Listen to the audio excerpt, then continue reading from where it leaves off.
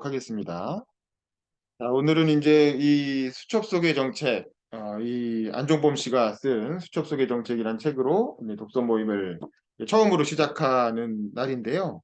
마침 박정훈 씨가 이 책을 고른 이유가 뭐냐라고 이제 물어봐 주셔서 자연스럽게 그 얘기로 일단 모임을 시작을 해보도록 하겠습니다.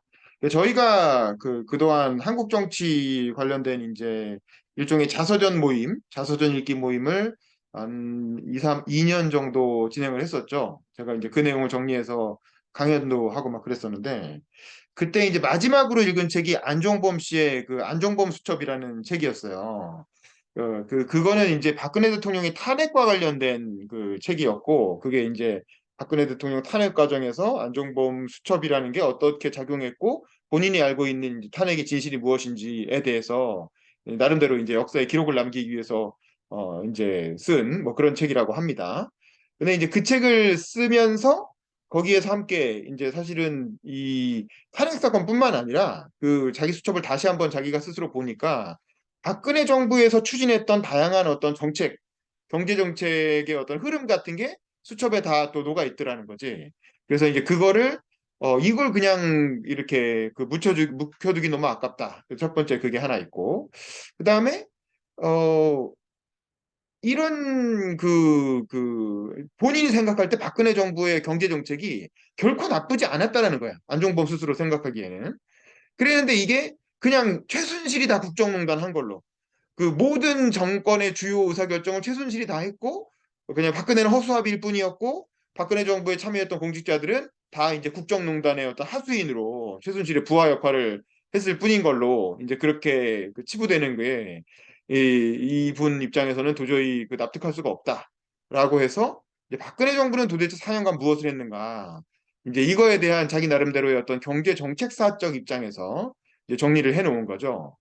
그래서 저희가 또 신성장학파 스터디도 했고 또 역대 대통령들의 자서전 읽기 모임도 한 입장에서 사실은 박근혜 대통령이 직접 자서전을 쓰면 제일 좋은데 저는 그분이 과연 자서전을 쓰실지 어떨지 모르겠어요. 일단 기본적으로 말과 글이 잘 정리가 안 되시는 분이라 그래서 이제 누가 뭐 대표 작가가 붙어서 같이 잘 이렇게 차분하게 쓰면 쓸 수는 있겠지만 뭐 그런 시도를 하고 계신지도 모르겠고 그래서 그나마 박근혜 정부 4년간의 어떤 경제 정책의 흐름을 우리가 가장 그래도 일종의 1차 자료로 직접 담당자가 자기 스스로 진술한 1차 자료로 접근할 수 있는 게 바로 이 수첩 속의 정책이 아니냐라는 생각이 들어서 이 책을 한번 같이 읽어보자라고 제안을 드렸고 그래서 이제 이거를 뭐 한 번에 후루룩 다 읽고 그냥 이제 소감 위주로 그렇게 할 수도 있지만 그렇게 하면 또 우리가 사실 배우는 게 별로 없을 수 있거든.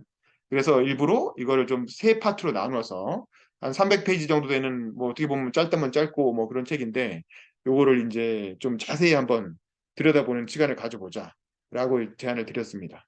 자, 그래서 오늘 첫 번째 시간인데요. 일단 이 100페이지 정도 제가 3장까지 분량을 드렸잖아요. 한 번씩 본인이 얼마만큼 읽었는지 하고 또 읽고 난 후에 소감 이제 그런 얘기를 한번 나눠보겠습니다. 먼저 주홍비 씨부터 일단 무소거 키시고 본인이 얼마만큼 읽었는지 하고 그다음에 그 읽고 난 부분에서 좀 인상 깊은 부분이나 소감이나 그런 게 있으면 얘기를 해주시죠. 네, 저 잘 들리시나요? 네네, 잘 들립니다. 저는 딱 3부 정부 개혁까지 읽었는데, 음, 사실 저는 제가 어쨌든 더불어민주당 소속이고 하니까 제가 그동안 사실 너무 밑도 끝도 없이 이 정부를 미워하지 않았나라는 좀 생각을 가지고 어느 정도의 자기 반성과 기대를 가지고 읽었어요. 근데 그런 느낌으로 봤을 때 사실 전 2부까지는 좀 굉장히 실망스러웠거든요. 그래서 포퓰리즘과 선거 관련해서 1부 정도는 뭐 들어가는 도입부로 나쁘지 않았고 2부도 이제 뭐 그때 당시 정치적 흐름별로 이제 이렇게 정리를 해주시는데 사실 이부까지도 살짝 너무 그냥 박근혜 정부의 변명으로만 들리는 경향이 또 있고 그래서 좀 그랬는데 또 3부 정부개혁도 특별감찰관 제도랑 경찰과 국방공약까지는 좀 너무 그냥 이전 정부에 대한 변명으로밖에 들리지 않았어요. 왜냐하면 이제 이 정책을 설명을 저는 하려면 제가 기대했던 당연한 흐름이 이 정책이 가지고 있던 그 당시의 흐름과 맥락 그리고 왜 필요했는지, 그럼 그 정책이 추구했던 정책 목표가 무엇이며, 그 정책 목표를 실현하기 위해서 어떤 정책적인 수단을 도입을 했고, 그 결과는 이렇게 났는데, 그러면은 이게 부족해서 이걸 보완해야 한다던가, 아니면 보완해야 될 게 없었으면 좋았다던가, 이렇게 이런 거를 저는 기대하고 봤는데, 예를 들어 특별감찰관 제도 같은 경우는 그 대통령 측근을 뭐 잘 감시하는 뭐 부패를 방지하기 위해서 박근혜 전 대통령이 뭐 이렇게 강하게 드라이브 걸어서 하셨었는데 그 결과적으로 안 된 거 아니에요. 그러면 이게 근데 이제 뭐가 그게 됐죠. 이석수라는 사람을 임명을 했는데 네네. 이석수가 우병우를 조사를 한 거지.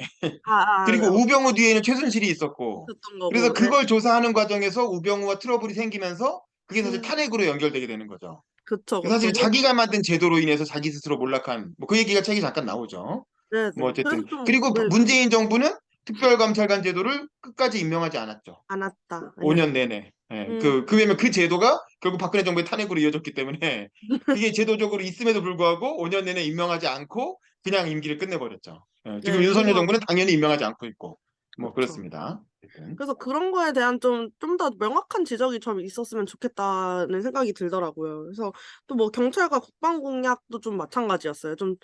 뭐 좀 정확한 설명이 없어서 좀 불친절한 책이라고 저는 생각을 했거든요. 그때 당시에 자세한 맥락을 모르는 사람들에게는 이게 그냥 결국은 다 필요한 정책이었다라는 말만 하고 싶게 느껴지지 그거에 대한 자세한 설명이 이루어지지 않았다고 느껴졌고 뭐 특히나 국방공약도 여기서 뭐 말하는 게 그 뭐 단호한 대처 하나랑 뭐야 그 개성공단 없앤 거 그거 얘기하고 있는데 그거가 그냥 그 뭐 단호하게 말씀하셔서 개성공단을 없애버린 게 공약에 있어서 우리의 국방 정책에 있어서 어떠한 의의를 가지고 있는지 개성공단이 단순히 국방 공약 그 국방 정책에만 국한된 사안이 절대 아니라고 생각하는데 이런 거에 대한 좀 정부 개혁이라는 챕터에 포함이 돼 있는데도 불구하고 좀 통합적으로 접근하지 않았던 거에 대해서 좀 되게 그 뭐지 좀 기대보다는 별론데 이러면서 읽게 되더라고요. 근데 확실히 공약 가계부랑 공무원 연금 개혁 이런 거 정부 성장령 이런 측면에서는 되게 정책이 굉장히 괜찮구나 또 오히려 생각을 많이 하면서 읽을 수가 있었어요. 그래서 아직은 이제 3부까지만 읽어서 4부 이제 경제 공약이 이제 제대로 4부에 나오잖아요. 그래서 좀 거기에 대한 이제 기대를 조금 하고 있는 상태입니다. 네. 우리 이승은 비서관님 음소거 키시고 간단히 본인 소개도 좀 해주시고 이승은 비서관님 그리고 이제 얼마큼 읽었는지 하고 읽고 나서 소감이 어땠는지 좀 얘기해 주세요. 네, 들리세요? 예, 혹시 그 비디오 킬 수 있으세요? 비디오? 아, 저 차 안이라서 좀 얼굴이 시커멓게 나오는데 괜찮을까요? 아, 괜찮아요. 예, 지금, 괜찮아요. 뭘 아, 네, 시끄러워. 잠시만요. 네, 원래 뭘 시커멓고 막 차 안이라서 좀, 아, 괜찮아요. 좀 괜찮아요. 이상해가지고. 예, 네, 예. 안녕하세요. 네, 네. 최근에 의원실을 옮기게 된 이승은 비서관입니다. 지금은 네, 네, 이제 예전에는 김대중의 아들 김원걸 의원실에 있었으면 이제는 민생 경제 재정 전문가 양경수 의원실로 옮겼습니다. 앞으로 잘 음, 부탁드리고 제가 오늘 이 방에 오게 된 거는 음, 제가 이제 기획재정위로 옮겼는데 경제 현안이라든지 경제 정책에 대해서 좀 많이 공부를 해야 되지 않을까 하다가 윤범기 기자님한테 좀 조언을 구하게 됐어요. 예전에는 제가 우리나라 현대사를 잘 모른다, 민주화 운동에 대해서 잘 모른다 해서 기자님한테 어떤 책을 읽으면 좋을지 여쭤봤더니 기자님이 김대중 자서전을 읽어라 했는데 그거를 제가 한 세 번을 읽었거든요. 그랬더니 그게 어떻게 계기가 돼가지고 김원걸 의원실로 들어가게 됐는데 그때 생각이 나서 이번에는 경제에 대해서 진짜 모른다. 경제 음, 관련돼서 공부를 해야 될 것 같다라고 해서 긴급 요청을 드렸더니 마침 이번 주 화요일부터 이거 수첩 속에 정책을 하니 들어와서 공부를 같이 하자 해서 제가 이렇게 들어오게 됐습니다. 그래서 이제 수첩 음. 속에 정책을 처음 읽었을 때 제가 저 얼만큼 이재위 봤어? 비서관 얼만큼? 저 3부까지 다 봤어요. 오케이, 오케이. 네, 3부까지 다 봤고 제가 음, 요즘 들어서 느끼는 게 뭐냐면은 그 박근혜 정부 때 제가 이제 홍종학 의원실 기재위에 있었거든요. 맞아요. 그때 이슈들이 지금 다시 윤석열 정부 때에랑 이제 좀 반복이 된다 이런 생각이 드는 거예요. 그때 이제 홍종학 의원실에 있었을 때 어떤 이슈가 나왔냐면 노동계약 또 노동자들 관련돼서 박근혜 정부가 이렇게 뭐라고 해야 되지? 노동 계약을 펼치고 있다라고 해서 한국당에서는 엄청 비판을 했는데 어젠가 오늘부터 갑자기 이제 또 이번에 뭐 근로시간 또 뭐 연장하는 거 관련돼서 나오면서 또 한겨레나 경향에서 엄청 비판을 하고 있거든요.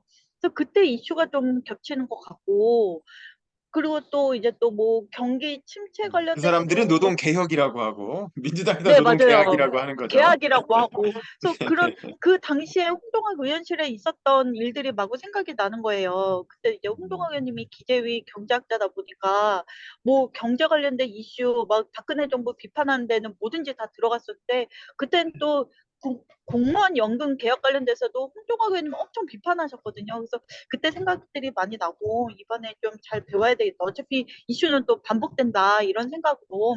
그래서 이번에 또 이슈들이 여러 가지가 나오면 과거에 어떤 이슈에 어떻게 비판을 했었는지 그런 걸 좀 생각해 봐야 되겠다는 생각을 했었고, 저도 이번에 특히 그래서 이제 박근혜 정부 때 특별감사관 제도, 근데 또 뭐 검경 수사권 조정 이런 얘기가 나와가지고 연혁이 옛날에 뭐 이렇게 됐구나. 이거를 근데 좀 짧게 알게 돼서 그게 좀 아쉽더라고요. 이게 어떤 문제점에서 어떤 배경에서 나왔는지 좀 더 자세하게 나오면 좋은데, 뭐 아, 이런 제도가 있었구나 생각하기엔 좋은데 조금 더 설명이 더 있었으면 좋았겠다. 그런 생각을 했었고, 제가 아는 박근혜 대통령의 이미지와 너무 다른 거예요. 이 수첩 속에서는.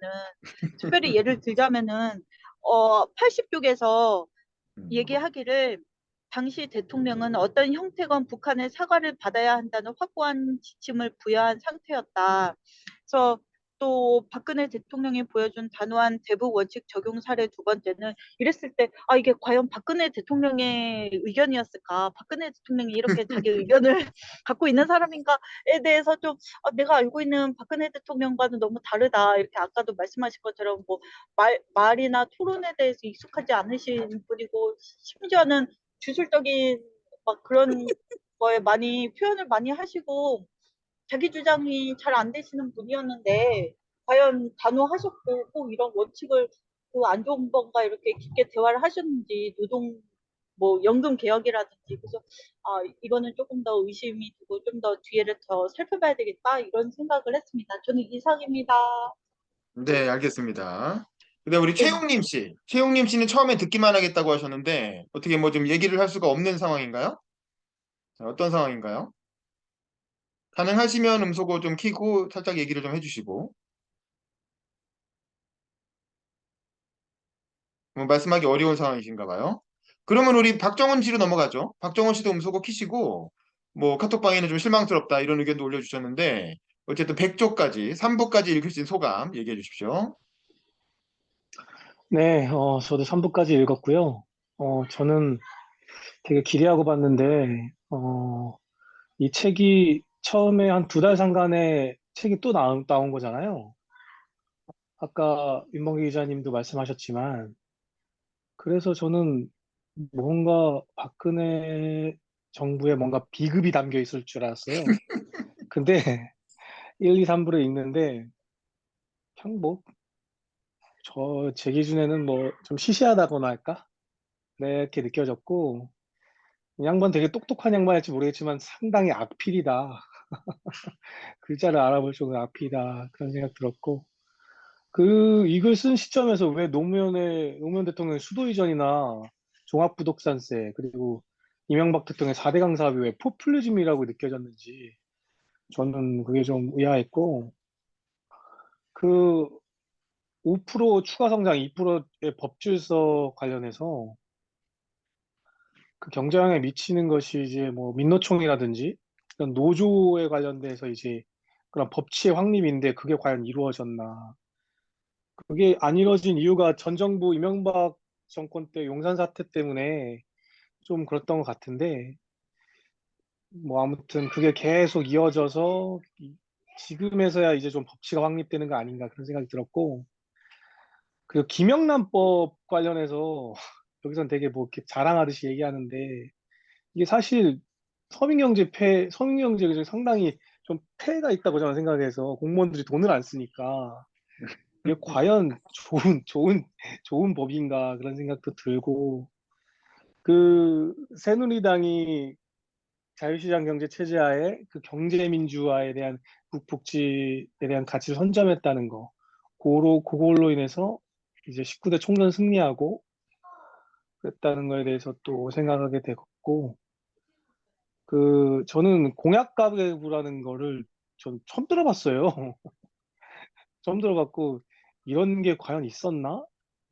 특별관찰관제는 이제 그 박근혜 정부 때 만들었다고 아는데, 그때 이후로 거의 뭐 유명무실한 게 돼버렸던 것 같고, 가장 잘했던 거는 뭐 짧게 나오지만 공무원 연금 개혁.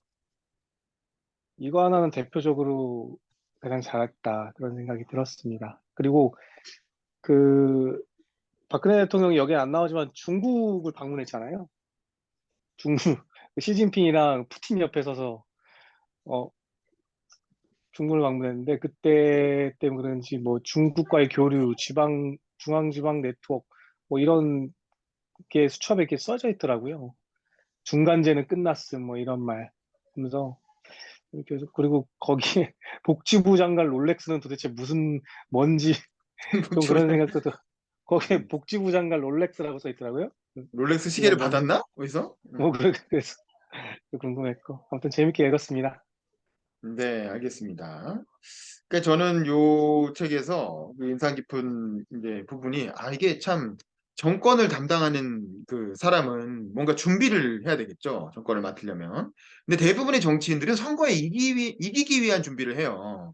어떻게 하면 선거에 이길 것인가를 이제 고민을 많이 하는데 이 안종범 같은 사람, 사실 안종범은 그 여기 보면 캠프에서도 좌장 역할을 했고 실제로 청와대 경제수석을 했는데 박근혜 정부 시절에는 정책실장이라는 자리가 없었거든요. 그러니까 경제수석이 정책실장이었던 거야, 사실상. 그리고 이제 안보실장이 있었던 거죠. 이제 안보실장은 이제 남재준이니 김장순이 이런 사람들이 돌아가면서 했고, 그다음에 이제 경제수석은 거의 이 안종범이 이렇게 그 앞부분에 비례대표 국회의원 하다가 경제수석으로 들어와서 임기 끝날 때까지 쭉. 그러니까 사실은 박근혜 정부의 경제 정책을 전체적으로 컨트롤한 건 안종범이었던 것 같아요. 그래서 사실 탄핵 과정에서도 이제 안종범 씨가 많이 이렇게 소환이 되는 건데, 근데 이제 이 안종범 씨는 어쨌든 박근혜 정부의 경제 정책을 캠프 시절부터 전체적으로 이렇게 조율을 해 나가서 실제로 집권한 이후에 어떤 집행하는 국회의원으로서 또 청와대 수석으로서 쭉 같이 이렇게 대통령과 함께 한 거죠. 그걸 이제 지난번에 안종범 수첩이라는 책에서는 그 과정이 얼마나 지난하고 힘들었는지 뭐 그거에 대한 구구절절한 얘기들이 나옵니다. 그 박근혜 대통령이 막 틈만 나면 전화해가지고 밤에 그 심야에 가족들이랑 심야 영화 보는 게 유일한 가족들과 하는 낙이었는데 심야 영화 보는 중에도 갑자기 전화가 와가지고 한밤중에 영화 보다 말고 뛰어나가서 1시간 동안 전화 받고 그러니까 가족들이 영화 다 끝나고 나와가지고 아직도 통화하고 있으니까 이럴 거면 영화관 왜 왔냐고 막 이러면서 이제 남편한테 막 타박하는 딸들이 아빠한테 타박하는 얘기도 나오고 막 그러는데 어찌됐건 근데 이제 이게 뭐냐면 누군가는 선거에 이기기 위한 준비가 아니라 정권을 잘 운영하기 위한 준비를 해야 된다는 거지. 그러니까 집권하고 나서 뭘 할지에 대한 준비를 해야 된다는 거야. 근데 사실 당이라는 조직은 민주당이든 국민의힘이든 기본적으로 선거 조직이에요. 그러니까 선거를 어떻게 이길 것인가에 초점을 두고 이제 준비를 해나갑니다. 그래서 선거 전략이 사실은 알파고 오메가고 거의 대부분의 활동이 선거에서 이기기 위한 어떤 활동, 뭐 전략이든 조직이든 다 거기에 맞춰져 있거든요. 근데 집권하고 나서 뭘 할지에 대해서는 사실 별로 관심이 없어요. 어. 집권하고 나선 좋은 자리에 가는 거에 관심이 있는 거지. 그리고 자기들 자기 선거에 또 이기기 위한 어떤 관심을 계속 가지게 되지. 집권하고 나서 뭘 할 것인가에 대한 그런 기획을 하는 단위가 정당 내에는 없습니다. 그게 이제 민주정책연구원이니 여의도연구소니 그런 게 있긴 하지만 대부분 그런 것도 다 선거공학을 이렇게 선거에 승리하는 데 도움이 되는 자료들을 뭐 여론조사를 한다든가 뭐 선거 전략을 제시한다든가 이런 쪽의 기능이 강화돼 있고 정책 기능은 사실 거의 없거든. 그러니까 집권하고 나서 뭘 할 것인가에 대해서는 컨셉을 갖고 준비를 해야 돼요, 누군가는. 그 어떤 대선 후보 옆에서 이제 정책을 준비한다고 하면 도대체 우리는 집권하고 나서 5년 동안 무엇을 할 것인가? 5년이든 4년이든 어쨌든 집권하고 나서 이 정권은 역사에 무엇을 남길 것인가에 대한 컨셉을 갖고 사실은 이제 준비를 해야 되는데 사실 저는 대표적으로 문재인 정부가 지나고 나서 도대체 문재인 정부는 역사에 뭘 남겼나를 생각해 보면 딱 뭐 이렇게 검찰 개혁? 뭐 그거죠. 검찰 개혁을 하려고 열심히 노력은 했죠. 근데 결국 검찰 정권을 만들어내는 걸로 끝났단 말이에요. 문재인 정부의 검찰 개혁이라는 게 결국 검찰이 대통령 되고 검찰이 그 정권을 다 장악하고 이제 검찰 개혁을 다 뒤집는 이렇게 역풍을 불러왔다. 그럼 도대체 문재인 정부는 뭘 한 거지? 예, 뭐 이제 이런 소득주도 성장? 이 최저임금을 조금 올렸다가 결국엔 나중에 이제 어이쿠 하면서 다 다시 못 올렸고 뭐 그렇잖아요. 그러니까 뭐냐면 문재인 정부는 노무현 대통령이 죽음으로부터 그 생긴 어떤 복수의식 어떻게든 다시 정권을 잡고 노무현을 죽음으로 몰아갔던 이명박을 어떻게든 다시 처단해야 되겠다라고 하는 그런 강렬한 복수 감정에서부터 이제 시작을 했는데 그래서 집권하고 나서 적폐청산이라는 드라이브로 이명박을 감옥에 집어넣고 박근혜를 감옥에 집어넣고 전두환 노태우보다 더 오래 감옥에 살렸죠. 전두환 노태우는 2년 만에 나왔는데 이 사람들은 4년 5년을 다 감옥에서 이렇게 푹 썩혔잖아요. 그래서 5년간 이제 감옥에 오케이 그 복수를 했어. 그 복수를 했는데 그 다음에 뭘 할 것인가에 대해서는 이렇다 할 컨셉이 준비가 안 돼 있었다는 거지. 그리고 뭘 했냐면 그냥 진보 진영의 어떤 그 공감대, 진보 진영의 일반적인 공감대를 쫓아가는 그냥 정책을 폈다는 거죠. 그게 최저임금 인상이었고 소득주도 성장이었고 탈원전이었고 뭐 이런 것들이었는데 그런 어떤 비판적 아젠다들이 직접 집권을 하고 나서는 잘 작동하지 않는 경우가 많았다는 거죠. 아니면 불필요한 사회적 비용을 너무 많이 초래하던가. 뭐 그런 거야. 근데 그에 비하면 박근혜 정부는 어땠느냐? 물론 이제 저도 앞부분에 이렇게 남 비판하고 이러는 건 별로 보기 좋진 않았어요. 이 안종범 씨도 일종의 정치인이기 때문에 기본적으로 노무현 정부도 포퓰리즘 정부였다. 이명박 정부도 포퓰리즘 정부였다. 그러면서 이제 전 정권들 다 포퓰리즘 정권이라고 비난을 하잖아요. 이런 게 별로 모양새가 좋아 보이진 않지. 이제 그렇긴 한데, 이제 이건 좀 논란의 여지는 있는 것 같아요. 예를 들면 행정수도 이전 전략은 뭐 의미가 있죠. 지방분권이나 측면에서 의미가 있는 전략이었고 그게 때로는 성장 동력이 되기도 했고 뭐 그런 건데 그거를 그냥 표를 얻기 위한 포퓰리즘이었다 이렇게 얘기하고 4대강 사업도 저는 나는 두고 볼 만한 일이라고 보거든요. 4대강이 과연 잘못된 일이었나? 우리나라처럼 이렇게 물 부족 국가 실제로 이제 비가 왔을 때 그 갈수기와 홍수기 사이에 그 유동량이 80배 이상 차이가 난다는데 그로 인한 여러 가지 문제점들을 생각해 보면 4대강을 정비한 게 장기적으로 보면 그렇게 나쁜 일이었나?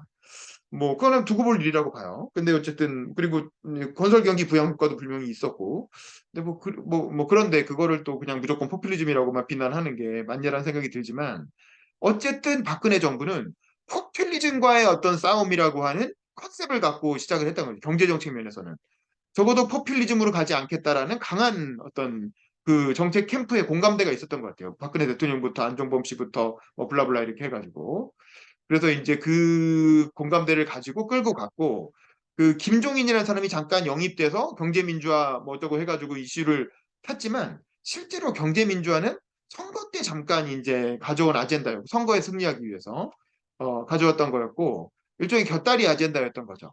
그리고 정말 어떤 이 박근혜 정부에서 하고 싶었던 거는 포퓰리즘과 어떤 맞서면서 그러면서 이제 뭔가 이렇게 그 4차 산업혁명 시대에 맞는 어떤 이렇게 창조적인 혁신 경제를 만드는 게 이제 컨셉이었던 것 같고 그게 안종범 씨의 기본적인 문제의식이었던 것 같아요.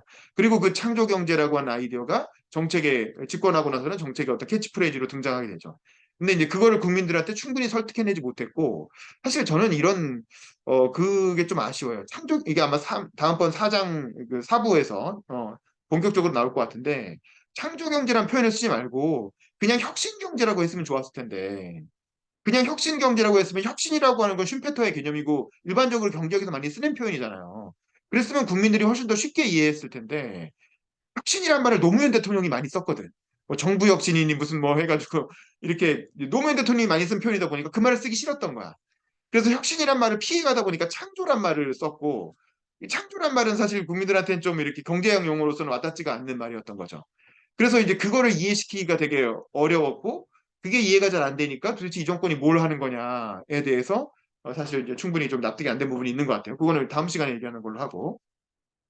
근데 어쨌든 저는 요에서 어쨌든 이 정권은 캠프 단계에서부터 포퓰리즘과의 어떤 투쟁이라고 하는 컨셉을 잡고 시작을 했다라는 거지. 그래서 이렇게 막그 퍼주기식의 그런 포퓰리즘을 하지 않겠다라는 강한 의지를 갖고 있었고, 그다음에 이제 인수위 단계에서 그 뭐 남재희 뭐 전 장관 이런 뭐 거물급 박정희 정부 때부터 활약했던 그런 거물급 경제학자를 영입을 해서 그런 사람들이 이제 좌장 역할을 하면서 뭐 끌고 갔다는 거 아닙니까? 물론 이제 박근혜 대통령이 그거는 박정희의 딸이기 때문에 가능한 거지만 나름대로 우리나라의 어떤 산업화를 이끌어왔던 어떤 주류 경제학자들이 많이 붙어서 캠프 단계에서부터 이제 활약을 했다는 거고, 그러면서 일단 기본적으로 이 정권은 무엇을 할 것인가라는 컨셉을 잡았을 때 53쪽에 보면 인수위를 마치고 출범한 박근혜 정부는 4대 개혁 과제를 내걸었다. 그러면서 공공개혁, 노동개혁, 규제개혁, 교육개혁 이 네 가지를 기본적인 컨셉으로 잡고 가게 되는 거죠. 이렇게 이제 우리는 뭘 개혁하겠다라고 하는 네 가지 컨셉을 잡는데 이게 다 김대중 정부도 그랬거든요. 김대중 정부랑 비슷한데 김대중 정부도 공공개혁, 노동개혁, 여기서 좀 다른 건 기업개혁을 얘기했죠. 기업개혁. 그 다음에 금융개혁. 이렇게 한 네 가지 정부를 이제 김대중 정부는 IMF 이후에 어떤 개혁, 4대 개혁 과제를 내세웠는데 박근혜 정부는 규제개혁하고 교육개혁을 이제 내세웠다라는 거고 이제 그 네 가지 개혁에 어느 정도 성공을 거두었다라고 이제 스스로 자평을 하고 있습니다. 그래서 이제 과연 이런 그 문재인 정부나 혹은 다음에 다시 집권하고자 하는 민주당 정부는 과연 그런 뭘 개혁하겠다라고 하는 그런 공감대가 있냐, 과연 당 안에. 그런 어떤 그런 공감대가 있고 뭘 개혁하겠다는 우선순위를 갖고 있냐, 혹은 이제 그런 준비가 되어 있느냐. 이제 이런 걸 우리가 한번 좀 고민을 해봐야 될 것 같고, 저도 특히 이제 인상적이었던 게 이제 3부 공공개혁, 정부개혁 부분이었어요. 정부개혁 부분에 이제 특별감찰관 제도라는 건 어떤 박근혜 대통령이 자신감이 반영된 제도였던 거죠. 왜냐면 박근혜 대통령은 가족들하고 사이가 되게 안 좋았거든. 그러니까 동생인 박근영 씨나 박지만 씨나 이런 박정희 대통령의 다른 자식들하고 그 유경재단 운영할 때부터 엄청나게 완전 지들끼리 재선 싸움이 나서 완전히 다 원수가 됐어요. 원수가. 그러다 보니까 이 양반은 다른 가족들하고 다 관계가 끊어져 있었던 거야. 어찌 보면 그랬기 때문에 자신이 있었던 거지. 나는 뭐 가족들이 나를 호가호위해가지고 하기만 해봐라 다 죽여버린다 이런 생각으로 이제 그 특별감찰관 제도를 도입했던 것 같아요. 그래서 자기는 걱정이 없다고 생각했고, 최순실은 가족은 아니잖아. 그러니까 최순실이 문제가 될 거라고는 전혀 생각하지 않았던 것 같아요. 이때만 해도 박근혜 대통령의 머릿속에 최순실이란 존재는 그냥 그 식모, 그냥 나의 어떤 이렇게 별거 아닌 그런 이제 내 옷이나 뭐 이제 이런 거, 뭐 그런 심부름 같은 거 해주는 사람 정도로 생각을 했지. 최순실이 무슨 특별감찰관에 걸려서 무슨 뭐 그 국정에 뭔가 영향을 미쳐갖고 그게 문제가 될 거라고는 전혀 생각하지 않아. 그런 걸 생각했으면 이런 제도를 안 만들었겠지. 전혀 사실은 전혀 고려하지 않고 최순실이라는 존재는 뭐 사실은 그냥 뭐 이렇게 겉절이다 이렇게 생각을 하고 별 생각 없. 그러니까 국민들한테 별로 공개도 할 생각도 안 했던 것 같고 그냥 이제 뭐 그랬던 거죠. 근데 여자로서 예를 들면 본인의 어떤 그런 건강의 문제라든가 그 패션, 옷의 문제라든가 이런 거는 이제 누구 시키기 좀 그러니까 최순실 씨한테 그냥 의존을 했지만 그 외에는 이제 그 나머지 가족 관계는 나는 뭐 전혀 부정부패 있을 일이 없다. 그리고 이 사람은 자기 개인 통장도 없었다는 거 아니에요, 박근혜라는 사람은. 그러니까 내가 무슨 뇌물을 받을 일도 없고 그러니까 내가 뭐 나는 부정부패에 있어서 정말 100% 깨끗하다라고 스스로 확신을 했기 때문에 이런 특별감찰관 제도라는 걸 만들어서 대통령 친인척들을 4년 내내 이제 특별감찰을 할 수 있는 권한을 준 거죠. 근데 이제 이 특별감찰관이 열심히 캐다 보니까 최순실이라는 사람이 자꾸 어른어른 거리는 거야. 그리고 그게 우병우랑 연결돼 있는 것 같고. 그래서 이제 우병우를 캐기 시작하니까 우병우가 이 새끼 뭐야 이러면서 왜 나를 캐? 이래가지고 우병우와 이석수가 싸우는 과정에서 이게 이제 뭐 넥슨 뭐 이렇게 해가지고 터져 나오고 그러면서 결국에는 이제 탄핵으로까지 연결이 됩니다. 근데 어쨌든 이거는 자신감의 발로였다. 그리고 이 제도가 두렵기 때문에 문재인 정부, 윤석열 정부 그 이후 정부들은 이 제도가 법제화돼 있음에도 불구하고 임명을 안 하잖아요. 만들어 놓으면 이게 불안하니까. 그리고 이게 실제로 탄핵으로 이어졌고, 이제 뭐 그런 부분이 있는 것 같고, 검찰과 국방 공약, 이 경찰과 이건 좀 애매하죠. 경찰 인원 늘렸다라는 건 이제 박근혜 정부가 안전, 특히 여성이었기 때문에 안전을 되게 중시했었어요, 초기에. 그래서 경찰 숫자를 늘린 거는 뭐 우리나라 치안 수요 확대와 함께 뭐 맞는 방향이었던 것 같긴 한데, 이제 뭐 근데 결과적으로는 뭐 사실은 오히려 바다에서 사고가 터지대 세월호가. 그러니까 경찰 숫자를 늘린다고 늘렸는데 정작 사고는 바다에서 터져버린 거지.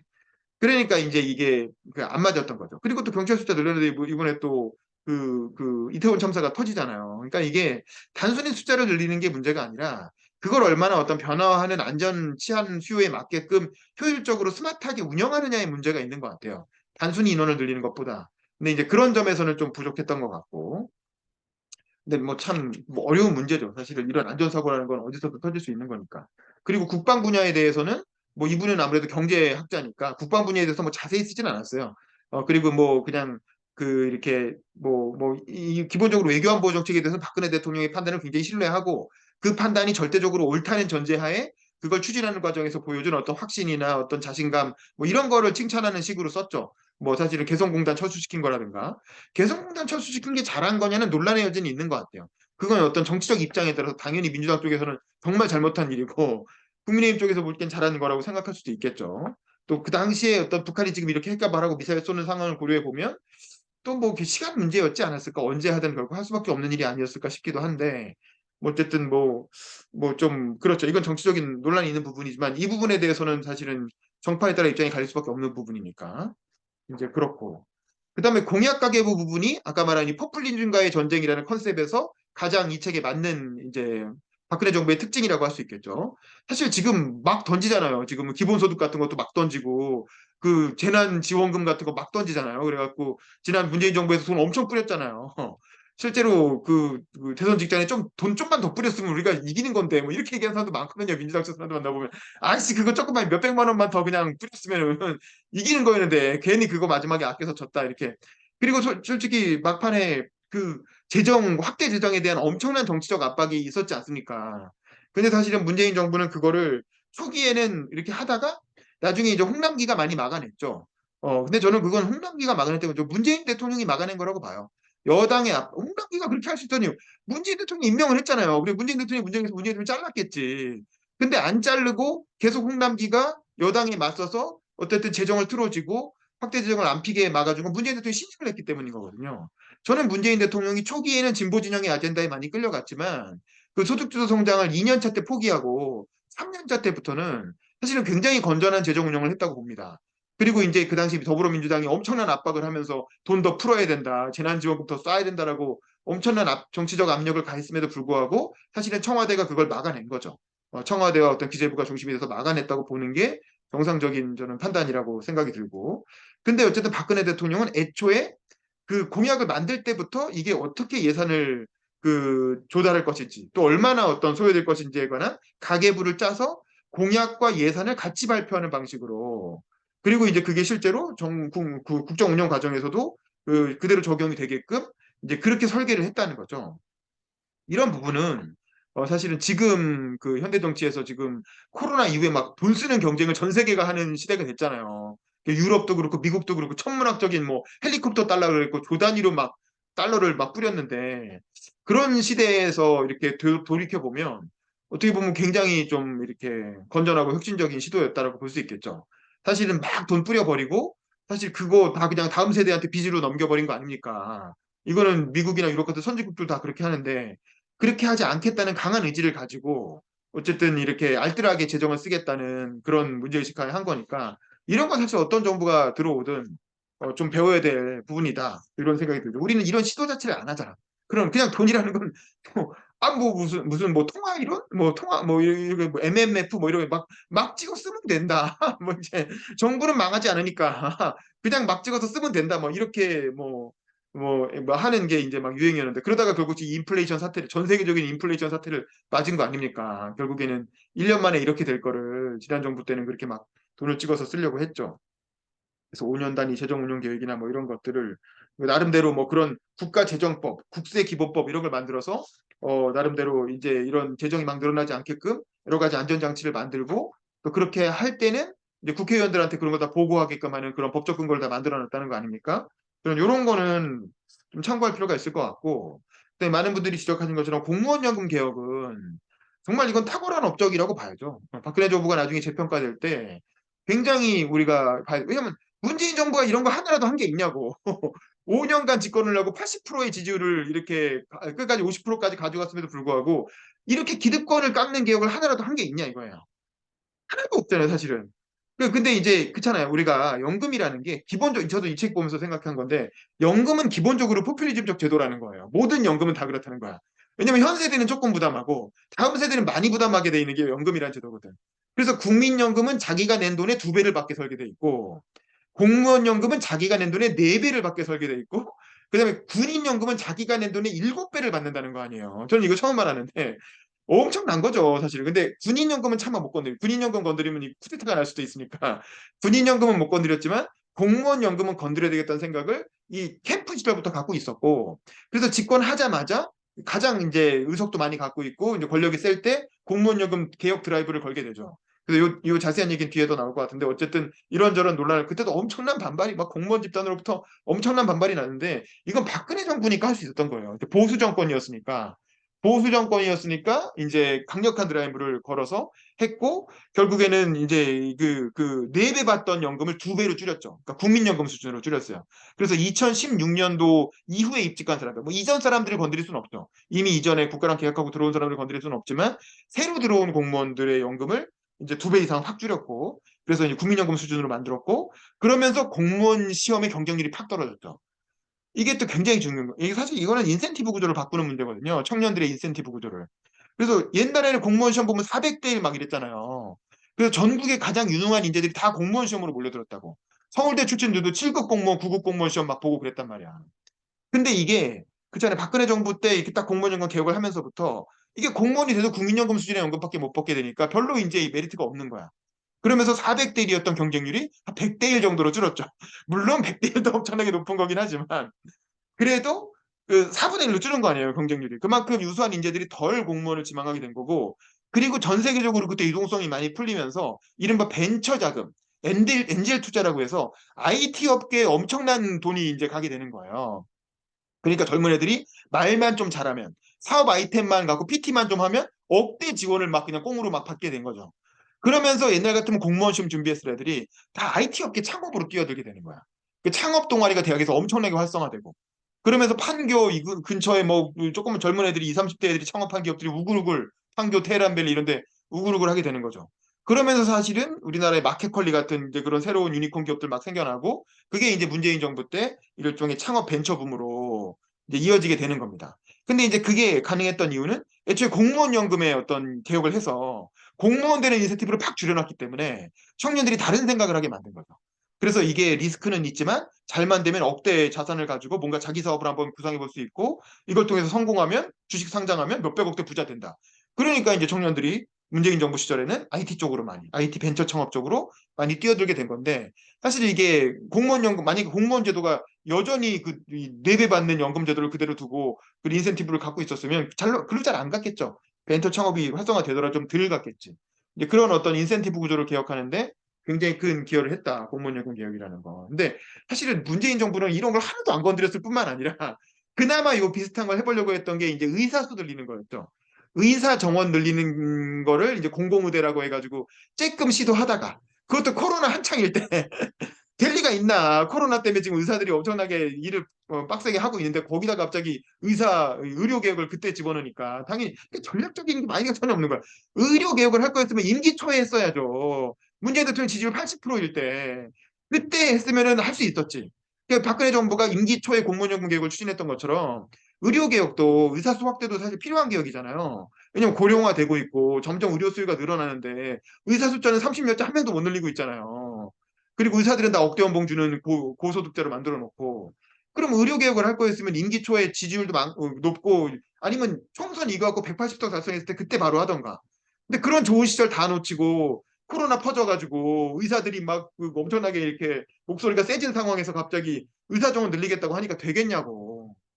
그러니까 이제 보면 문재인 정부는 그런 개혁을 어떻게 하겠다는 전혀 그런 로드맵이 전혀 없고 전략적인 관점이 전혀 없이 그냥 두서 없이 되는 대로 막 꺼내서 막 이렇게 임기 초에는 적폐청산한다고 이렇게 복수의 망나니 춤을 칼춤을 추다가 나중에는 이제 이거라도 해야 될 텐데 하고 하다가 잘 안 되니까 이제 임기가 그냥 끝나버려. 그리고 적다 이렇게 이익 수단이 강력하게 반발하니까 죄송합니다 하고 이제 그냥 이렇게 말았죠. 개헌도 뭐 조국 장관이 혼자 그냥 발표해가지고 뭐 문재인 개헌 뭐저 하다가 야당하고 아무 협의도 없이 그냥 일방적으로 발표했다가 당연히 야당이 반발하지. 그러니까 그냥 아이고 죄송합니다 하고 이렇게 하고.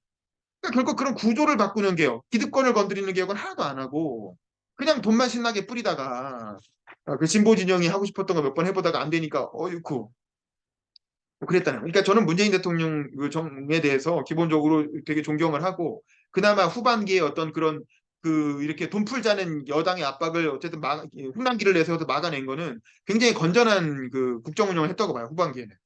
건전하게 해서 이제 수성으로 잘 막아내긴 했지만 정말 국가에 필요한 개혁. 우리 사회가 더 어떤 장기적으로 지속 가능하기 위해서 이때쯤에 우리는 무엇을 개혁해야 될 것인가에 관한 컨셉을 잡고 정권을 시작했어야 되는데 그런 부분에서는 사실은 부족했다. 그리고 구조개혁에 대한 관점은 부족했고 그냥 진보 진영의 어떤 50년간 묵혀놓은 아젠다를 다 한번 해보고 싶었던 이제 그런 건 시도했지만 그거는 다 임기 초반에 시도하다가 다 망했고 그리고 나서는 이제 뭐가 떨어진 거 아젠다가 다 소진됐던 거죠. 임기 후반에는. 그리고 코로나 대응하다가 그냥 임기가 끝나버린 거죠. 근데 그에 비하면 박근혜 정부는 그래도 공무원연금 개혁이라도 했다. 이거는 자기 나름대로 어쨌든 하겠다는 의지를 갖고 전략적으로 들어가서 한 거거든요. 그리고 이 정부 3.0이라는 것도 상당히 의미가 있어요. 왜냐하면 이게 정보 공개잖아요, 결국. 정부 2.0은 주민등록증을 인터넷으로 뛸 수 있게 한 거예요. 정부 2.0은 김대중 정부 때부터 추진한 건데, 이거는 그냥 이제 이렇게 기존에 하는 공공 서비스를 인터넷으로 가져가게 한 게 정부 2.0이고, 정부 4.0은 여기서 더 나아가서 정보 공개를 한 거거든. 사실 지금도 그렇지만 우리나라 정부도 진짜 정보 공개 안 하거든요. 정보 공개하면은 나중에 이제 그 이렇게 민원 들어오니까 공무원들이 민원 받기 싫으니까 절대 자기들이 정보 갖고 공개 안 하려고 그러거든. 근데 이제 이런 정보공개법 같은 걸 만들어서 어떻게든 인터넷에 자료도 많이 올리고 연구자들이 또 학자 출신이니까 연구자들이 연구할 수 있게끔 정부가 갖고 있는 데이터를 법으로 공개하게끔 이제 강제를 한 거죠. 이런 시도는 전 되게 좋았다고 봐요. 그래서 여기 보면 이걸로 인해서 뭐 수만 건의 정보가 뭐 공개가 됐다 뭐 이렇게 얘기를 하는데 근데 여전히 부족하죠. 사실 이 책에서는 간단하게 나왔지만 정부 4.0이 필요한 그 상황이에요. 그래서 지난 대선 때 그런 게 이슈가 됐죠. 예를 들면 우리 눈 떠보니 선진국 쓰신 그 박태웅 의장 같은 경우에는 사법부의 어떤 판결문도 공개해야 된다 이런 얘기를 하잖아요. 우리나라는 사법부 판결문 공개 안 하고 그 사법 판결문 보려면 법원에 들어가서 그 이렇게 눈으로만 볼 수 있잖아요. 눈으로만 그 자리에서만 열람할 수 있고 절대 이렇게 밖으로 못 갖고 나가고 그리고 이제 PDF 파일로 공개하기 때문에 이걸 텍스트화돼 있지가 않아서 이걸 갖고 통계 처리를 할 수가 없게 만들어 놨거든. 그러니까 빅데이터로 만들 수가 없게 만들어 놓은 거죠. 근데 이제 왜 그러냐면 판사들은 그거는 이제 말은 개인정보 보호 때문이라고 하는데 실제로는 판결문 갖고 시비 걸리는 게 싫은 거지. 판사들이 판결문 때문에 이제 시비 들어오고 막 이런 게 싫으니까 공개 안 한단 말이야.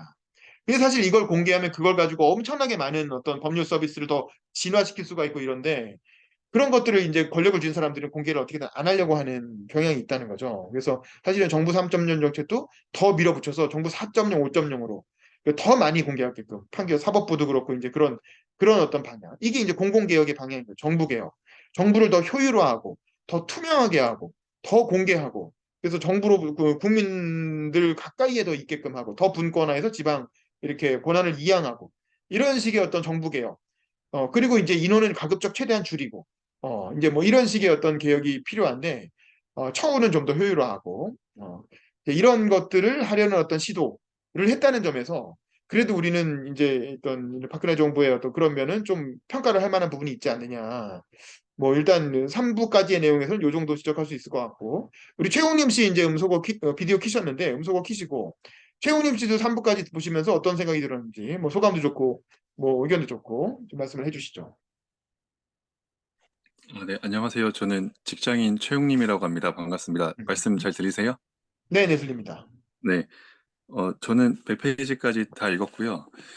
그러니까 저는 그런 생각이 들었는데, 2012년부터 17년까지지 않습니까? 박근혜 정부? 네. 제가 그때 입사 2년 차부터 한 6년 차였던 것 같아요.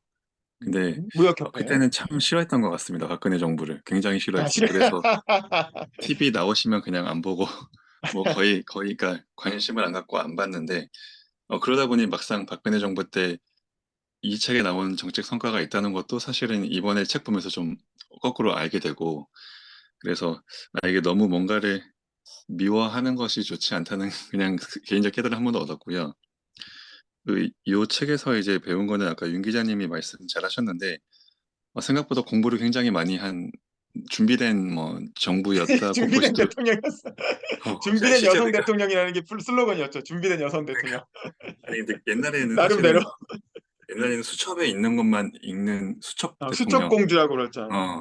써주지 않으면은 모르는 사람 이 정도 느낌이었는데 만약 안종범 씨 말이 맞다면 상당히 많은 공부를 해서 역량이 쌓인 그래서 이제 탄핵 직후에는 그런 얘기 있었잖아요. 뭐 대통령은 정말 바보고 최순실이 말해준 거를 다 그냥 외웠다가 주주줄 말하는데 그걸 또 장관들은 다 적고 있네. 그래서 바보 정보 뭐 이런 느낌이 있었던 것 같은데 그냥 이 책에 근거한다면 생각보다 많은 정책들이 박근혜 대통령의 공부와 이제 사색을 통해 발현된 일종의 내공의 산물이고 그것들을 이제 뭐 이 안종범 씨라는 사람도 열심히 적으면서 소통한 만큼 아주 뭐 엉터리는 아니었겠다 싶은 생각이 하나 들었고 그 다음에 저도 연금 개혁 되게 높이 평가하고요. 굉장히 뭐 프랑스 마크롱도 그 많은 개혁을 했지만 연금 개혁 아직 못했거든요. 어려워서 하려다가 코로나가 와가지고 지금 못하고 있는데 그거 보면은 되게 대단한 거고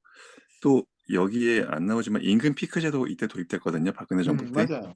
예, 그 당시 제가 노동조합 활동을 하고 있어가지고 저희 노조도 회사랑 임금 피크제 협상을 해서 제가 알고 있는데 사실 임금 피크제는 사기업 영역에서 그 요 연공서열제가 갖는 연공급이 갖는 문제를 좀 해결하고자 하는 문제지 않습니까? 그 시도인데 그거 역시 굉장히 의미가 있었다고 저는 생각을 합니다. 물론 이제 일종의 아직 노동개혁이었던 거죠. 그걸 네, 노동계약이라고 이제 일종의 민주당에서 보는 맞아요. 일종의 거고. 노동개혁. 예, 이 민간에서의 노동개혁을 시도한 거고 어, 이 나름의 이제 성과였지 않나 생각이 들고 정부 3.0도 이제 그 당시엔 되게 그 구호가 웃겼어요. 저는 정부 3.0 뭐 이렇게 장난하는 건가 싶었는데 임 기자님 말씀대로 그런 의의들이 있고 저는 제가 이제 스타트업 지원 업무 하다 보니까 느끼는 게 생각보다 많은 스타트업들이 이 정부 3.0을 통해 공개된 정보를 활용해서 그걸 음, 그 데이터를 기반으로 서비스를 많이 하거든요.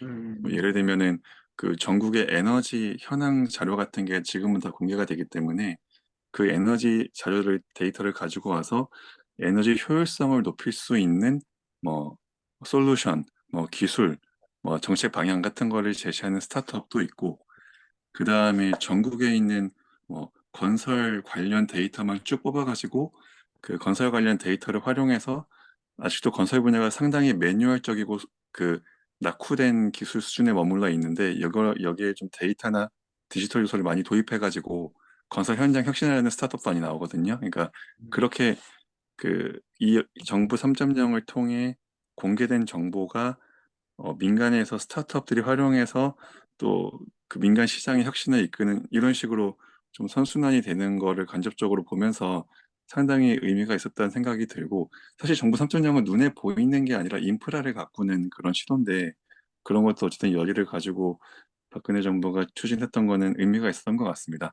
그 제 기억에 옛날에 노무현 대통령 행정부 때도 이렇게 국가 인프라에 해당하는 뭐 통계 뭐 이런 것들 많이 정비해서 공개하려고 했거든요. 그게 티가 안 나더라도. 근데 그 시도를 어떻게 보면 정치적으로 가장 반대 스펙트럼에 있는 박근혜 정부도 좀 꾸준하게 추진했다는 거, 이거는 좀 의의가 있는 것 같고, 앞으로 남은 정부들도 해야 될 것 같고, 아까 임 기자님 말씀하신 그 판사들 사법, 법률안이라고 하나요? 판결문. 판결문 공개, 판결문 공개. 그거 되게 중요한 것 같은 게, 그 이게 분명히 그게 공개되면은 법률 쪽 스타트업들이 그거 활용해서 또 좋은 서비스 가지고 나올 거예요. 왜냐하면 특허 관련해서는 특허가 다 공개가 되기 때문에 그 공개된 특허문을 다 수집해서 변리사들이 특허 신청할 때 훨씬 더 빠르고 효율적으로 도와주는 스타트업 프로젝트들이 있거든요. 그래서 그런 식으로 다 이게 쓰이니까 이게 아주 민감한 개인정보의 영역이나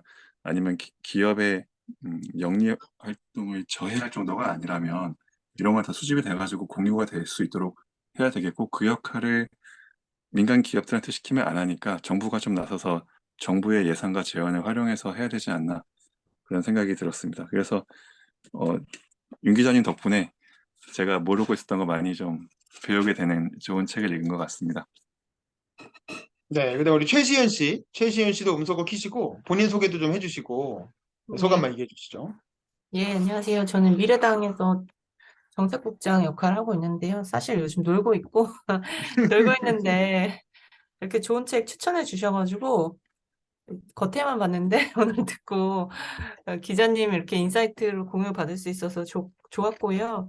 저도 그 대학원 다니면서 그 박근혜 정부 복지 정책이 사실은 가장 불평등을 낮추는데 가장 큰 기여를 했다. 뭐 이런 과정을 배운 적이 있어서 익히 좀 박근혜 정책이 사실 뭐 약간 주의적인 행태를 보이거나 뭐 어떤 대북 문제에 관련해서 보수적이거나 이런 부분 빼고는 사실 좀 좋은 정책들이 꽤 있었다 이런 걸 알고 있었는데 다시 한번 확인할 수 있어서 좋았고요. 저는 항상 윤봉기 기자님한테 이제 좋은 이 책을 추천받으면 저희 당에도 정책 세미나가 있어요. 거기서 항상 이 책을 또 읽거든요. 그래서 음. 여기서 또 좋은 책 추천받아서 너무 좋다. 감사하다. 좀 이런 생각이 들었습니다.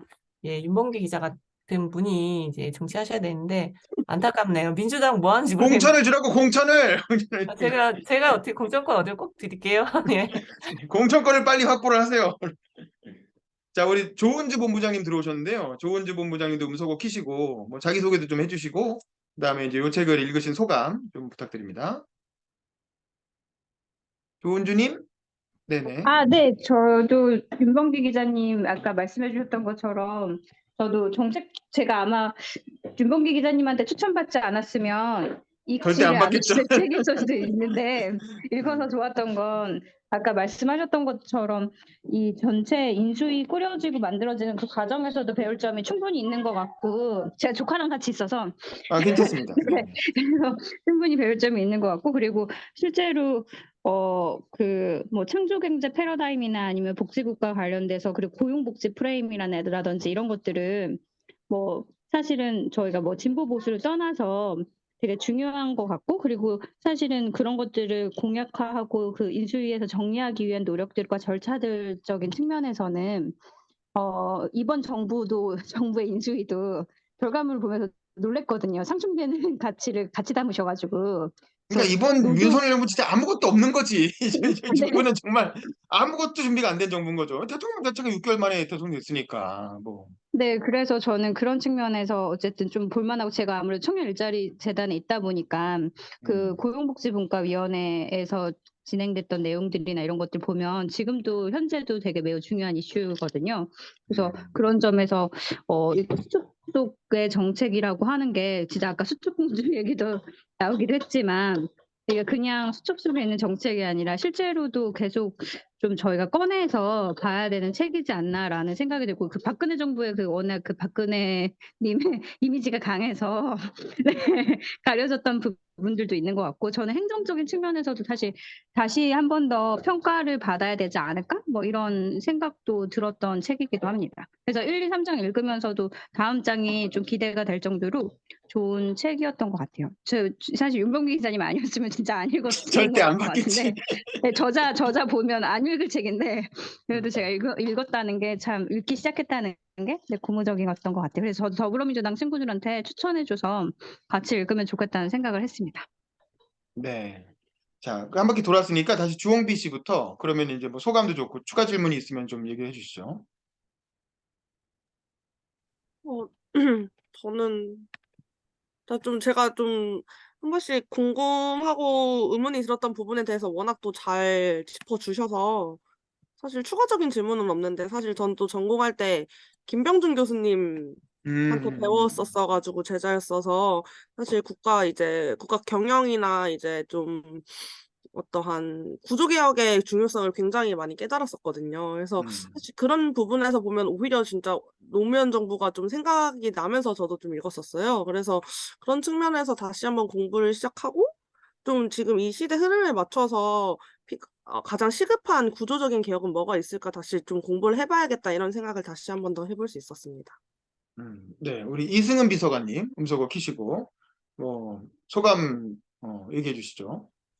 네, 오늘 저도 좀 급하게 책을 읽긴 읽었는데 다른 분들과 또 윤범기 기자님의 또 이야기를 들으면서 조금 더 막 그냥 넘어갔던 부분들도 다시 한번 보게 되고 정부 4.0에 대해서 정부 3.0이 있으니 다음에 정부 4.0은 뭐가 될까 막 이런 고민도 해보고 아무래도 국회에 있다 보니까 항상 이제 의원님들끼리 이게 막 서로 공격하고 옛날에 이랬다 하다 보면은 보통 이제 노무현 정부 때부터 이명박, 박근혜 때 뭐가 있었나 그걸 생각하게 되는데 또 한번 이번 책 외에 과거에 또 그런 거를 좀 알 수 있는 좀 잘 정리가 된 그런 책이 뭐가 있을까를 좀 고민해 보게 되었습니다. 저는 다음 주에도 열심히 읽고 또 오겠습니다. 감사합니다. 네, 알겠습니다. 우리 그 박정원 님도 소감 다시 한번 얘기해 주시죠. 네, 오늘 윤범기 기자님의 인사이트 잘 들었고요. 어, 저는 지금 윤석열 정부가 지금 이 박근혜 정부를 거울 삼아서 지금 하고 있는 게 거의 비슷하잖아요. 줄푸세도 그렇고. 국회 동력이 지금 뒷받침되지 않아서 그렇지. 네, 뭐 법치주의라든지 뭐 이런 거, 뭐 세금 지금 주려고 한 감세 정책 한다는 거, 뭐 규제도 이제 뭐 국회 권력이 된다면 할 것 같고, 그리고 노동개혁 측면에서 지금 주 52시간자 유연화 이런 거 하면서 지금 그 박근혜 정부에서 못했던 그 노동개혁, 교육개혁 그런 걸 좀 여야가 잘 협치해서 잘 했으면 좋겠습니다. 나중에 총선 지나고 난 뒤에 이상입니다. 네, 마지막으로 제가 좀 한 말씀 드리고 끝내면 될 것 같은데, 이제 이게, 우리가 이제 이게 정치를 하는 사람들은 정치만 본단 말이야. 아까 이제 선거 준비만 한다고 그랬잖아요.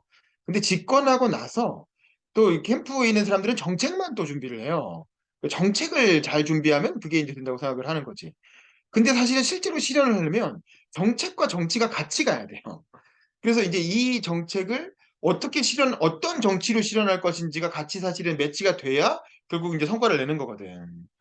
사실은 노무현 대통령이 대연정을 제안했던 이유는 이거 아까 말한 것처럼 노무현 대통령이 하고자 했던 구조개혁과 박근혜 정부가 하려고 했던 구조개혁이 비슷하다는 거 아닙니까? 내용적으로 들여다보면. 노무현 대통령이 그걸 혁신경제라고 얘기한 거고, 박근혜는 창조경제라고 얘기한 거예요. 이름만 달랐지 사실은 비슷한 목표였던 거거든요. 그래서 노무현 대통령이 한나라당이나 우리 열린우리당이나 정책은 비슷해졌다. 그러면 대연정을 못할 이유가 뭐가 있냐? 대북 관계 정도만 차이가 있지, 국내 정책은 서로 큰 차이 없는 거 아니냐? 이런 얘기를 했던 거예요. 그러니까 대연정을 하더라도 이 정치 개혁하기 위한 선거법 개정을 해보자라고 이제 제안을 했던 건데 그걸 이제 이 국정을 담당한 사람은 알지. 실제로 국정을 해보니까. 근데 국정을 담당하지 않은 일반 어떤 지지자들은 무슨 소리냐, 뭐가 같다는 거냐, 전혀 완전 다른데, 세계관 자체가 완전 다른데 뭐가 같다는 거냐, 라면서 이제 발끈하고 반발을 했던 거죠.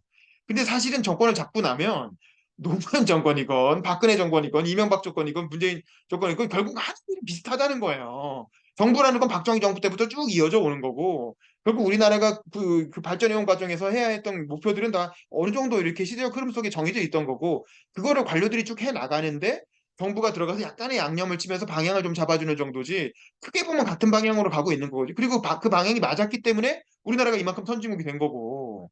그래서 사실은 이 상황에서 근데 다만 관료들은 하던 흐름으로만 하지 새로운 구조개혁을 하는 건 관료들의 역할이 아니잖아. 구조개혁은 정치의 역할이거든요. 그래서 정치는 구조개혁만 잘 잡아주면 돼요. 이 다음 정부 5년 동안 우리는 어떤 구조를 개혁하겠다는 걸 잘 잡아줘서 국가의 방향만 잘 세팅해주면 우리나라 관료들은 굉장히 유능하기 때문에 그 방향으로 잘 굴러가거든. 국민들도 굉장히 유능하고 근면하고 이렇게 뭐 창의적이고 그렇잖아요. 그래서 이제 그런 구조 개혁을 적절하게 잘 해주는 게 중요하고 박근혜 정부는 그래도 공무원연금 개혁이라는 구조 개혁을 적시했다라는 거지. 근데 국민연금 개혁은 사실은 안 하고 미루고 있죠. 문재인 정부 5년 내내 안 하고 미뤘고 지금 윤석열 정권은 또 국회 동력이 없다는 이유로 미루고 있고. 그럼 국회 동력이 없으면 국회 동력을 만들 생각을 해야지. 그런데 이제 총선 지나고 나서 하자고 하면 총선 이긴다는 보장이 어디 있냐고요. 지금 이태원 참사나고 지금 지지율 20%대 30%좀 올라서 30%대인데 30%대 지지율로 어떻게 총선을 이깁니까? 그러면 결국 임기 내내 아무것도 못하고 지나가는 거거든요.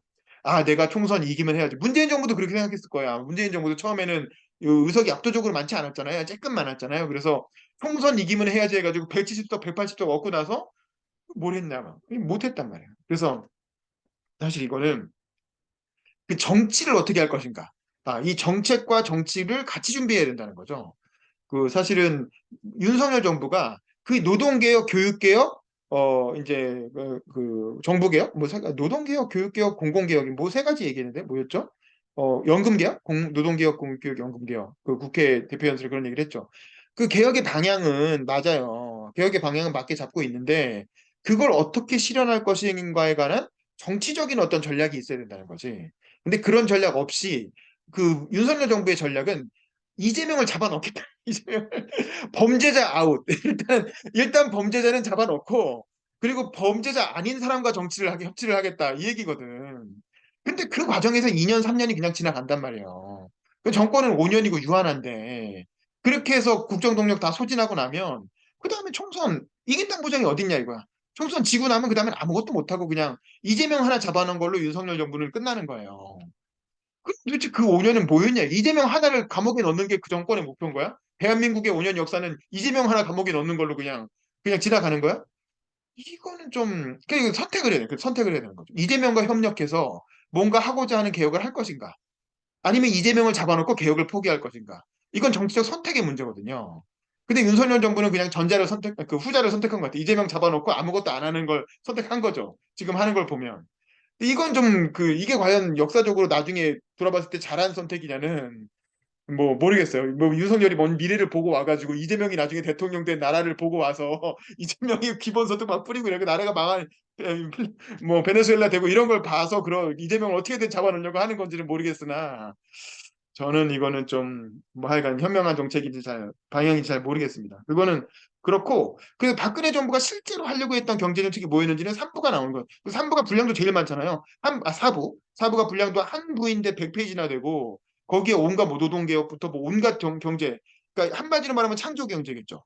박근혜 정부가 만들려고 했던 창조 경제의 모습이 무엇이었는가 그리고 또 어떤 식으로 구현하려고 했는가가 우리가 다음 시간에 다룰 4부에 나오는 내용이고 이제 5부는 복지 얘기 나오고 뭐 그러던데 그래서 4부 한 부를 읽고 다음 주에는 또 그거에 관해서 토론을 하는 시간을 가져보도록 하겠습니다. 그래서 오늘은 이 정도로 하고 마치면 될 것 같네요. 혹시 뭐 더 말씀하시고 싶은 의견 있으신 분 있으신가요? 우리 최웅림 씨나? 자, 없으면 이제 마무리하겠습니다. 우리 사진 한번 찍을게요. 잠깐 비디오 켜주시고 화면 좀 봐주세요. 자, 사진 한번 찍고 마무리하겠습니다. 자, 하나, 둘, 셋. 자, 잘 됐는지 확인 좀 하고. 예, 잘 나왔네요. 자, 다들 수고하셨고, 그럼 다음 주에 뵙겠습니다. 다음 수고하셨습니다. 주에 뵙겠습니다. 네, 네. 빠이빠이.